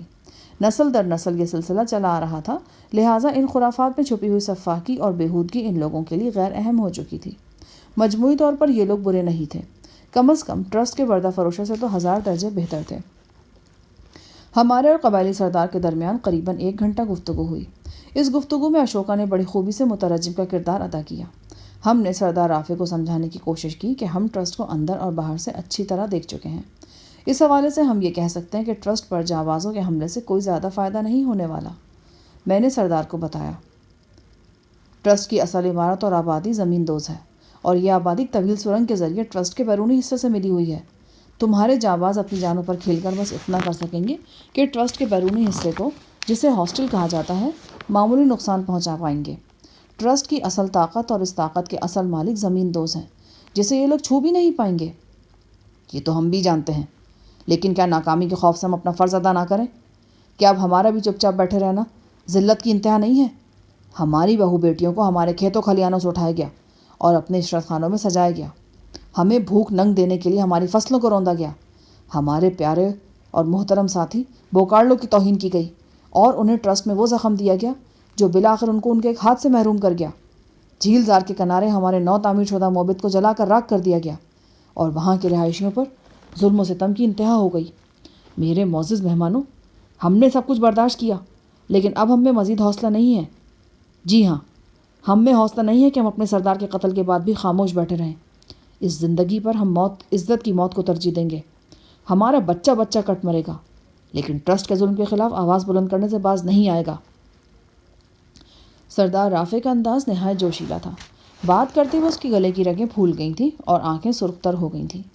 میں کوشش کر کے اس کے ٹیمپریچر کو ذرا نیچے لایا اور باقی کی گفتگو اگلی نشست کے لیے چھوڑ دی۔ سردار کے ساتھ اس کے 3-4 معتمد ساتھی بھی موجود تھے۔ ان میں ایک نوجوان حبشی کا نام شازل تھا۔ وہ شکل سے ایک دلیر اور جنگجو لڑکا نظر آتا تھا۔ اس کے جبڑے پر ایک پرانے زخم کا نشان تھا جس نے اس کی معمولی شکل کو مزید معمولی کر دیا تھا۔ بہرحال اس کا جسم مضبوط تھا اور کسی شکاری جانور کی طرح چھریرا بھی تھا۔ سردار رافع نے اس شازل نامی نوجوان سے کہا کہ وہ ہمیں اپنے گھر میں ٹھہرا لے۔ شازل نے خوش دلی سے دعوت قبول کر لی۔ وہ ہم تینوں کو اپنے ساتھ اپنے جھونپڑے میں لے آیا۔ یہ بھی کشادہ جھونپڑا تھا۔ گھاس پھوس کی مضبوط دیواروں نے جھونپڑے کو 2 حصوں میں تقسیم کر رکھا تھا۔ دونوں حصوں میں چٹائی بچھی تھی اور ضرورت کا دیگر سامان رکھا تھا۔ ہم نے محسوس کیا کہ یہ قبائلی نوجوان کافی خاموش طبع ہے۔ اس کے لب و لہجے میں عجیب سی گمبھیرتا تھی۔ بات کرتے کرتے اچانک کہیں کھو جاتا۔ بادی النظر میں یہی لگتا تھا کہ اس وسیع جھونپڑے میں وہ اکیلا رہتا ہے۔ اس نے اپنی اس رہائش کا ایک حصہ مکمل طور پر ہمارے حوالے کر دیا۔ یہ جگہ چونکہ بوما سے کافی دور تھی، لہٰذا ہمیں ایک زبردست سہولت حاصل ہو گئی تھی۔ بوما کے اندر سے جو ماتمی آوازیں ایک یاس انگیز نوحے کی صورت میں مسلسل بلند ہو رہی تھیں وہ یہاں تک کم کم ہی پہنچتی تھیں۔ اس کا مطلب تھا کہ ہم رات کو بآسانی سو سکیں گے، لیکن سوچنے کی بات تھی کہ ہمیں سونا بھی چاہیے یا نہیں۔ بستی کی صورتحال کسی طور بھی اطمینان بخش نہیں تھی۔ جوشیلے لارسی کسی بھی وقت کوئی سنگین قدم اٹھا سکتے تھے۔ بہرحال رات جیسے تیسے گزر گئی۔ اس رات زندگی کا ایک نیا تجربہ ہوا۔ رات کو جب بھی آنکھ کھلتی قریبی جنگل سے جنگلی جانوروں کی آوازیں سنائی دیتی۔ کچھ آوازیں تو دور سے سنائی دیتی، لیکن کچھ اتنے پاس سے آتی جیسے بستی کے اندر سے ہی بلند ہوئی ہوں۔ ان آوازوں میں ایک چیختی ہوئی نہایت باریک اور تیز آواز بھی تھی۔ صبح دم معلوم ہوا کہ یہ چیتے کی آواز تھی۔ صبح ناشتہ ہمیں جھوپڑے کے اندر ہی کرایا گیا۔ ناشتے میں بکری کا تازہ دودھ، انڈے اور جوار کی گرم روٹی تھی جس پر شہد لگایا گیا تھا۔ ایک تو ناشتہ مزیدار تھا، دوسرا ناشتہ سرو کرنے والے ہاتھ اتنے خوبصورت تھے کہ مزہ دوبالا ہو گیا تھا۔ یہ ایک خوبصورت مقامی لڑکی تھی۔ بے شک اس کا رنگ سیاہ تھا، مگر سیاہ رنگ میں بھی حسین خد و خال دیکھنے والے کو لبھا سکتے ہیں۔ لڑکی کی عمر بمشکل 20-22 سال ہوگی۔ آنکھیں نہایت روشن اور دانت خوب سفید تھے۔ اگر کوئی شاعر اس کے بدن کو رس بھرے سیاہ انگور سے تشبیہ دیتا تو یہ ایک نہایت مناسب کام ہوتا۔ اس لڑکی کو رات کو بھی ہم نے جھوپڑے کے آس پاس ہی دیکھا تھا۔ غالب گمان یہ تھا کہ اس نے رات بھی نوجوان حبشی شازل کے ساتھ ہی گزاری ہے۔ یہ ایک پرتجسس صورتحال تھی۔ رات کو اس جھونپڑے کی طرف آتے ہوئے ہمارے میزبان شازل نے اشوکا کو مختصراً بتایا تھا کہ وہ غیر شادی شدہ ہے اور جھونپڑے میں اکیلا ہی رہتا ہے۔ اگر وہ اکیلا رہتا تھا تو پھر یہ سیاہ انگور کہاں سے آن ٹپکا تھا؟ ناشتے کے بعد بھی ہم غیر ارادی طور پر اس لڑکی کو دیکھتے رہے۔ وہ بڑی تندہی سے شازل کے کام کر رہی تھی۔ ہمارے بعد اس نے شازل کو ناشتہ دیا، پھر اس کے گھوڑے کو دانہ پٹھا ڈالا۔ ایک پنجرے میں ایک نہایت خوبصورت افریقی طوطا بند تھا۔ اس کے پروں میں قوس و قزح کے رنگ تھے۔ لڑکی نے ہم سب کی طرح اسے بھی ناشتہ کرایا۔ تب وہ کپڑوں کی ایک چھوٹی سی گٹھری لے کر بستی کے شمالی حصے کی طرف چلی گئی۔ اس طرف پانی کے آثار نظر آتے تھے۔ اندازہ ہوتا تھا کہ وہ کپڑے دھونے کے لیے گئی ہے۔ قریباً 1 گھنٹے بعد وہ دھلے ہوئے کپڑوں کے ساتھ واپس آئی۔ اس نے یہ کپڑے جھونپڑے سے باہر الگنی پر پھیلائے تو پتہ چلا کہ یہ شازل کے ہی کپڑے ہیں۔ اسی دوران میں بستی کا ایک ادھیڑ عمر شخص بھی ہمارے پاس آ بیٹھا۔ ہم آلتی پالتی مارے بیٹھے تھے جبکہ وہ پاؤں کے بل بیٹھا تھا اور بڑی عقیدت بھری نظروں سے ہمیں دیکھ رہا تھا۔ صفدر نے اپنے گلے میں آویزہ نوٹوں میں سے $10 کا ایک نوٹ علیحدہ کر کے اس کی طرف بڑھایا۔ اس نے نوٹ کو تبرک کی طرح چوما، آنکھوں سے لگایا اور بڑی عقیدت سے اپنی پگڑی پہ رکھ لیا۔ اشوکا اس سے باتیں کرنے لگا۔ میں نے اشوکا سے کہا کہ وہ اس شخص سے میزبان شازل کے بارے میں پوچھے۔ اشوکا نے میری ہدایت پر عمل کیا۔ 5-10 منٹ کی گفتگو کے بعد اشوکا نے بتایا کہ یہ ایک دلچسپ صورتحال ہے۔ وہ کہنے لگا، شازل ان افراد میں شامل ہے جنہوں نے خودکش اسکواڈ میں شمولیت اختیار کی ہے۔ یہ کل 12 کے قریب افراد ہیں۔ انہوں نے دیوتا کی ناموس پر اپنی جان نچھاور کرنے کی قسم کھائی ہے۔ اتفاق کی بات ہے کہ ان تمام 12 جانبازوں میں شازل واحد جنگجو ہے جو غیر شادی شدہ ہے۔ لارسیوں میں رواج ہے کہ جو افراد اس طرح دیوتا کی ناموس پر قربان ہونے کے لیے کسی مہم پر جانے کا اعلان کرتے ہیں وہ روانگی سے پہلے 2-3 روز اپنے اہل خانہ کے ساتھ گزارتے ہیں۔ دوسرے لفظوں میں ان کا یہ وقت صرف اور صرف اہل خانہ کے لیے ہوتا ہے۔ شازل نہ صرف غیر شادی شدہ ہے بلکہ اس کے والدین بھی حیات نہیں ہیں۔ کل رات گئے جوزبی نامی اس لڑکی کے ساتھ ہنگامی طور پر شازل کی شادی ہوئی ہے۔ ہم اسے عارضی شادی بھی کہہ سکتے ہیں۔ کل رات جس وقت شازل نے ہمیں بتایا کہ وہ غیر شادی شدہ ہے تو وہ اس وقت ٹھیک ہی کہہ رہا تھا۔ وہ واقعی غیر شادی شدہ تھا۔ تو یہ لڑکی کون ہے؟ صفدر نے پوچھا۔ شاید آپ کا خیال ہو کہ یہ شازل کی محبوبہ یا منگیتر وغیرہ ہے۔ ایسا بالکل نہیں ہے۔ شادی سے پہلے اس لڑکی کا شازل سے کوئی تعلق واسطہ نہیں تھا۔ ویسے بھی آپ دیکھ ہی رہے ہیں شازل بالکل معمولی شکل و صورت کا ہے، جبکہ جوزبی مقامی لحاظ سے کافی خوبصورت کہی جا سکتی ہے۔ دونوں کا کوئی جوڑ نہیں ہے۔ اس کے باوجود یہ شادی جوزبی کی خواہش سے ہوئی ہے۔ ایک طرح سے اس نے اپنا آپ ایک ایسے نوجوان پر نچھاور کیا ہے جو خود کو دیوتا کی ناموس پر نچھاور کرنے کا ارادہ کر رہا ہے۔ در حقیقت جوزبی نے اس شادی کی خواہش 2 دن پہلے اس وقت ظاہر کی تھی جب آگ کے الاؤ کے سامنے شازل نے خود کو جانبازوں کے گروہ میں شامل کیا تھا، مگر شازل اس شادی پر آمادہ نہیں تھا۔ دوسری طرف جوزبی اپنے مطالبے پر ڈٹی رہی۔ آخر کل رات گئے اس کے پرزور اصرار پر یہ شادی نہایت سادگی سے ہو گئی اور خاموشی سے بھی۔ بڑی عجیب شادی ہے، اسے تو شادی مرگ کہنا چاہیے، صفدر نے گمبھیر لہجے میں کہا۔ ہماری گفتگو کے دوران میں ہی شازل آنکھیں ملتا ہوا جھونپڑے سے باہر نکل آیا۔ ہمیں باہر بیٹھے دیکھ کر اس نے تعظیم پیش کی اور سنجیدہ لہجے میں چند رسمی کلمات کہے جو ظاہر ہے ہماری سمجھ میں نہیں آئے۔ پھر وہ خاموشی سے اپنے گھوڑے کی طرف چلا گیا۔ کچھ دیر تک کھوئے کھوئے انداز میں اس کی گردن سہلاتا رہا، پھر شاید نہانے کے لیے چشمے کی طرف چلا گیا۔ یہ چشمہ بستی کے شمالی کنارے پر واقع تھا اور سرسبز درختوں کے درمیان سے یوں پھوٹتا تھا جیسے کسی سرسبز کھیت کے اندر سے سفید بکریوں کی قطار نمودار ہو جائے۔ صفدر کھوئے کھوئے لہجے میں بولا، یہاں ہر بات نرالی ہے۔ میں سوچ رہا ہوں اگر ہم اپنی خوش قسمتی کے سبب یہاں سے زندہ سلامت لوٹنے میں کامیاب ہو گئے اور ہم نے ساحی صاحب، عالم قریشی اور شفتہ وغیرہ کو یہاں کے حالات بتائے تو کیا وہ ہمیں فاتر العقل تو قرار نہیں دے دیں گے؟ یہ تو وقت آنے پر پتہ چلے گا۔ پتہ نہیں وقت کب آئے گا۔ لگتا ہے ایک زمانہ گزر گیا ہے، مہذب دنیا سے دور ہوئے۔ کراچی کا ساحل یاد آ رہا ہے، اسلام آباد کی رونقیں اور لاہور کے گلی کوچے یاد آ رہے ہیں، شارع قائد اعظم، لارنس گارڈن، لکشمی چوک اور میکلوڈ روڈ۔ یقین کریں اس وقت شارع قائد اعظم کے کسی ہوٹل کی بالکونی میں بیٹھ کر چائے کا ایک گرما گرم کپ پینا میری زندگی کی سب سے بڑی خواہش ہے۔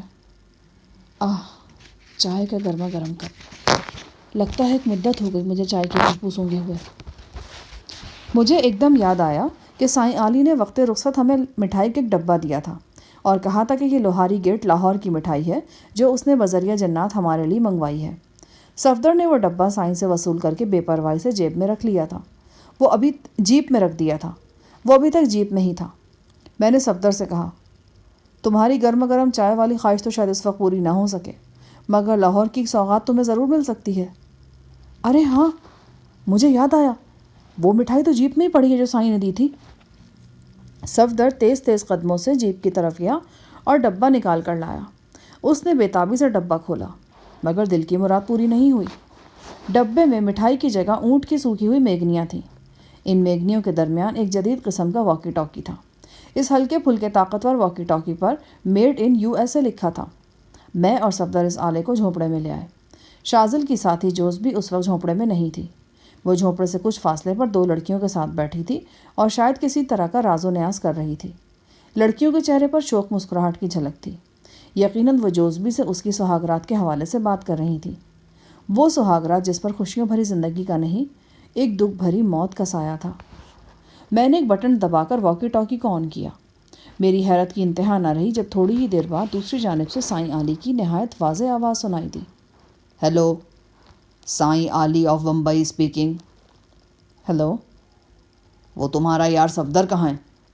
ہیلو سائیں علی، میں صفدر بول رہا ہوں۔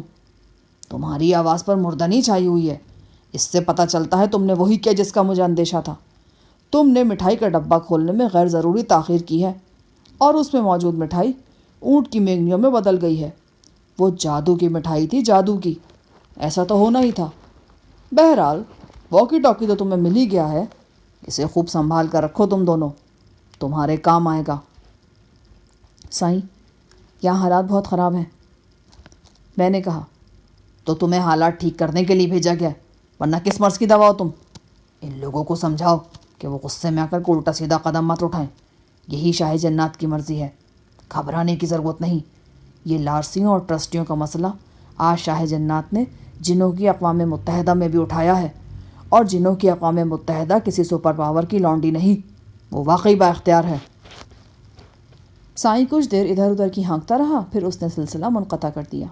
یہ بات بالکل واضح تھی کہ لارسیوں نے ابھی تک سردار بغات کی آخری رسومات ادا نہیں کی تھیں۔ موما کے اندر سے بدستور نوحے کی صدا بلند ہو رہی تھی۔ یہ صدا جہاں تک جاتی تھی وہاں تک لارسیوں میں غم و غصے کی لہر دوڑتی محسوس ہوتی تھی۔ ان کے چہرے تمتمائے ہوئے تھے اور وہ آپس میں پراسرار سرگوشیاں کر رہے تھے۔ یقیناً یہ سرگوشیاں سردار کے قتل کے بارے میں تھیں اور اس انتقامی کارروائی کے بارے میں تھیں جو عنقریب ٹرسٹ کے خلاف ہونے والی تھی۔ اسی دوران ہم نے نوجوان شازل کو دیکھا۔ وہ ایک رات کا دولہا تھا اور اس کی سہاگرات گزر چکی تھی۔ اب وہ اپنے عقیدے کے مطابق ایک اعلیٰ ترین مقصد کے لیے اپنی جان قربان کرنے جا رہا تھا، اور وہ اکیلا نہیں تھا۔ بستی میں کئی اور افراد بھی اسی طرح موت کو گلے سے لگانے کے لیے تیار تھے۔ وہ بھی شازل ہی کی طرح آج اس بستی میں اپنا آخری دن گزار رہے تھے۔ وہ جانتے تھے کہ اس جنم بھومی کے گلی کوچوں میں اپنے پیاروں کے درمیان، اپنے بال بچوں کے ساتھ ان کا آج آخری دن ہے۔ شازل آہستہ آہستہ چلتا ہم پر خاص توجہ دیے بغیر ہمارے قریب سے گزر گیا۔ اس نے ایک پیار بھری نظر اپنے گھوڑے پر ڈالی۔ اس منظر میں حسرت کی جھلک بھی شامل تھی۔ وہ کچھ دیر تک کھوئے کھوئے انداز میں گھوڑے کی پیٹھ پر ہاتھ پھیرتا رہا، پھر اس پنجرے کی طرف چلا گیا جس میں رنگین پروں والا طوطا بند تھا۔ شاذل کو اپنے قریب دیکھتے ہی طوطا بے قراری سے اپنے پر پھڑپھڑانے لگا۔ شاذل نے دونوں ہاتھوں سے اسے کچھ کھلایا، اپنی انگلی سے اس کے خوبصورت پروں کو سہلایا۔ طوطا باتیں کرنے لگا۔ ظاہر ہے کہ مقامی لوگوں کی طرح مقامی طوطے کی باتیں بھی ہماری سمجھ سے بالا تر تھیں۔ اس موقع پر جوز بی بھی شاذل کے قریب آن کھڑی ہوئی۔ وہ شاذل اور طوطے کی گفتگو پر مسکرا رہی تھی، تاہم اس کی مسکراہٹ میں حزن و ملال کی پرچھائیاں صاف دکھائی دیتی تھیں۔ کچھ دیر تک طوطے کے ساتھ محو رہنے کے بعد شاذل نے یاس انگیز انداز میں پنجرے کا دروازہ کھولا اور طوطے کو اڑا دیا۔ وہ اڑ کر تاڑ کی ایک بلند شاخ پہ جا بیٹھا اور اس کے خوبصورت پر سورج کی روشنی میں دمکنے لگے۔ کچھ دیر بعد وہ پھر سے اڑا اور دور نکل گیا۔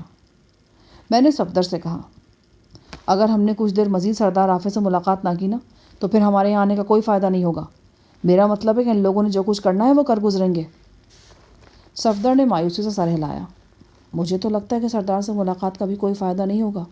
یہ قبائلی اپنے ارادوں کے بڑے پکے ہوتے ہیں۔ انہوں نے تہیہ کر رکھا ہے کہ سردار بغات کا انتقام لینے سے پہلے اس کی آخری رسومات ادا نہیں کریں گے۔ پھر بھی ہمیں پوری کوشش تو کرنی چاہیے نا، یہ بہت سی انسانی جانوں کا معاملہ ہے۔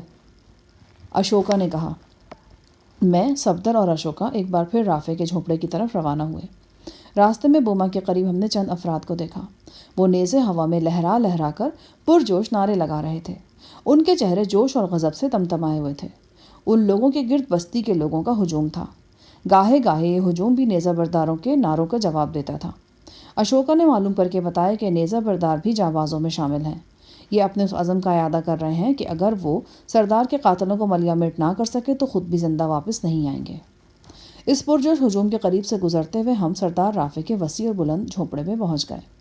جھونپڑے کے دروازے پر نیزہ بردار چوکس کھڑے تھے۔ عقب میں بھی 2 پہرے دار موجود تھے۔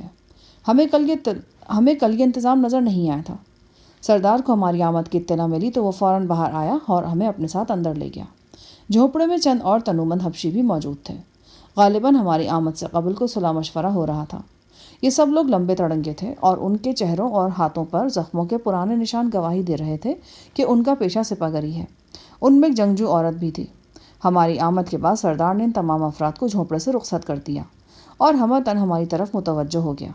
اس کے انداز میں عقیدت بدرجہ عتم موجود تھی۔ آج جھونپڑے کی ایک دیوار کے ساتھ لکڑی کی چھوٹی چھوٹی کئی پیٹیاں چنی ہوئی تھیں۔ دیکھنے میں یہ فروٹ کی پیٹیوں جیسی تھیں۔ اندرونی حصے میں گھاس پھوس رکھ کر ان پیٹیوں کو نرم کیا گیا تھا۔ بعد ازاں معلوم ہوا کہ ان پیٹیوں میں مٹی کے ہنڈولے ہیں اور ان میں مقامی طور پر تیار کردہ بارود رکھا گیا ہے۔ جھونپڑے سے باہر جو حفاظتی انتظام نظر آ رہا تھا وہ اس بارود کے سلسلے میں ہی تھا۔ یہ بات کسی کے بتائے بغیر ہی ہماری سمجھ میں آ رہی تھی کہ یہ وہی بارود ہے جو جانبازوں کے خودکش حملے میں استعمال ہونا ہے۔ ہم نے رافع سے بات چیت کا سلسلہ وہیں سے شروع کیا جہاں سے کل ٹوٹا تھا۔ اشوکا مترجم کے فرائض انجام دے رہا تھا۔ ہم نے سردار کو سمجھانے کی کوشش کی کہ اس موقع پر جلد بازی کسی صورت ٹھیک نہیں۔ تھوڑے افراد کو موت کے منہ میں جھونکنے سے بہتر ہے کہ خود کو منظم کیا جائے اور پلاننگ کے ساتھ کنگ براؤن پر ایک کاری وار کیا جائے، ایسا وار جو فیصلہ کن بھی ثابت ہو۔ سردار جانتا تھا کہ ہماری حیثیت سائیں علی کے نمائندوں کی ہے۔ یہی وجہ ہے کہ وہ ہم سے متفق نہ ہونے کے باوجود ہماری بات غور سے سن رہا تھا۔ اچانک میری جیب میں رکھے واکی ٹاکی سے سگنل کی مخصوص آواز آنے لگی۔ سردار چونک کر رہ گیا۔ میں نے واکی ٹاکی نکال کر آن کیا۔ دوسری طرف فتنہ سامہ سائیں علی خود تھا۔ ہاں شفیع محمد، کیا صورتحال ہے؟ سائیں نے مجھے اپنے پسندیدہ نام سے مخاطب کرتے ہوئے کہا۔ ابھی تک تو ٹھیک نہیں ہے۔ سردار رافع ہماری بات سن تو رہا ہے پر مان نہیں رہا۔ سائیں نے فوراً ایک گالی نکالی اور بولا، مانے گا کیوں نہیں؟ اس کے بڑے بڑے مانیں گے، دو اس کو واکی ٹاکی۔ لیکن وہ تو افریقی سمجھتا ہے۔ اس کا باپ بھی میری اردو سمجھے گا، بلکہ میں پنجابی اور گجراتی بولوں تو وہ بھی سمجھے گا، دو اس کو واکی ٹاکی۔ میں نے سیاہ رنگ کا واکی ٹاکی سردار رافع کی طرف بڑھایا۔ اشوکا نے سردار کو بتایا کہ سائیں صاحب اس سے بات کرنا چاہتے ہیں۔ سردار رافع سخت خوفزدہ دکھائی دینے لگا۔ غالباً ٹرانسمیٹر یا واکی ٹاکی قسم کی چیزیں سے وہ قطعی ناآشنا تھا۔ وہ واکی ٹاکی کی طرف دیکھ رہا تھا لیکن اس کی طرف ہاتھ بڑھاتے ہوئے ڈر رہا تھا، جیسے اسے اندیشہ ہو کہ یہ کوئی بچھو قسم کی شے ہے جو اچانک اسے ڈس لے گی۔ آخر اشوکا کے بار بار کہنے پر اس نے واکی ٹاکی کو پکڑا اور ڈرتے ڈرتے کان سے لگایا۔ چند لمحے بعد اندازہ ہوا کہ وہ غور سے کچھ سن رہا ہے۔ 15-20 سیکنڈ اسی طرح گزرے۔ پھر اچانک سردار کے سیاہ چہرے پر پیلاہٹ نظر آنے لگی۔ اس کے موٹے ہونٹ بھی تھرانے لگے۔ اس کی یہ کیفیت 20-30 سیکنڈ تک برقرار رہی۔ پھر اس نے 2-3 بار اس بات میں سر ہلایا اور کانپتے ہاتھوں سے واکی ٹاکی ہماری طرف بڑھا دیا۔ کتنی دیر تک وہ بالکل گمسم رہا۔ پھر اس نے اشوکا کی وساطت سے کہا، اے میرے معزز مہمانوں، میں آپ کی بات ماننے کے لیے تیار ہوں، مجھے بتائیں کہ مجھے کیا کرنا ہوگا۔ میں نے اشوکا کی وساطت سے کہا، ہمارے ہمدردانہ مشورہ سے آپ بخوبی آگاہ ہو چکے ہیں، ہم بس اتنا چاہتے ہیں کہ آپ ٹرسٹ کے خلاف فوری طور پر کی جانے والی کارروائی کو رکوا دیں، اس کے بعد ہم آئندہ کا لاہ عمل باہمی مشورے سے طے کر لیں گے۔ سردار نے گہری سانس بھرتے ہوئے کہا، ٹھیک ہے میرے معزز دوستوں، میں اپنے قریبی ساتھیوں کو اس فیصلے سے آگاہ کر دیتا ہوں، اس کے بعد مجھے عام لوگوں کے سامنے بھی اپنے اس فیصلے کا اعلان کرنا ہوگا۔ بہت شکریہ محترم سردار، مجھے یقین ہے کہ یہ فیصلہ جو آپ کے لیے بظاہر ناپسندیدہ ہے بہت اچھے اثرات ظاہر کرے گا۔ ہم جھوپڑے سے باہر نکل آئے۔ یہاں ابھی تک جانبازوں کا گروپ موجود تھا۔ لوگ بڑی عقیدت سے ان کے گرد گھیرا ڈالے کھڑے تھے۔ یہ لوگ کچھ پی رہے تھے۔ اس مشروب نے ان کے چہروں کو کچھ اور تمتما دیا تھا۔ اشوکا نے آگے بڑھ کر معلوم کیا۔ پتہ چلا کہ یہ وہی مقدس شراب ہے جو دیوتا پر جان نچھاور کرنے کا عہد کرنے والوں کو دی جاتی ہے۔ یہ شراب انہیں ہر خطرے سے بے نیاز کر دیتی ہے اور جان پر کھیل جانے کا حوصلہ دیتی ہے۔ اس پرجوش گروہ کو معلوم نہیں تھا کہ صورتحال بدل چکی ہے اور سردار نے بے شک عارضی طور پر صحیح مگر اپنا جارحانہ رویہ ترک